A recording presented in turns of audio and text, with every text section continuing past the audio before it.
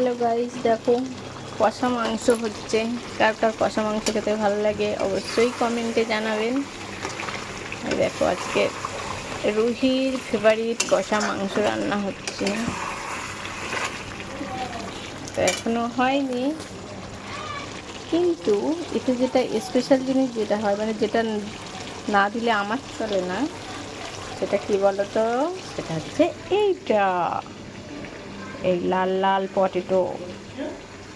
তো যাই হোক, আলু ছাড়া আমার মাংস একদম ভালো লাগে না। তো এই কষা মাংস রুহির জন্য তুলে নেওয়ার পর এই আলুগুলো দেওয়া হবে।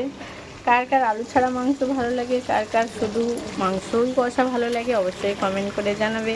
ভিডিওটা ভালো লাগলে একটা লাইক কমেন্ট শেয়ার করে দেবে, সাবস্ক্রাইব করতে ভুলবেন না। টাটা সবাইকে, শুভ দুপুর, ভালো থাকবেন, সুস্থ থাকবেন।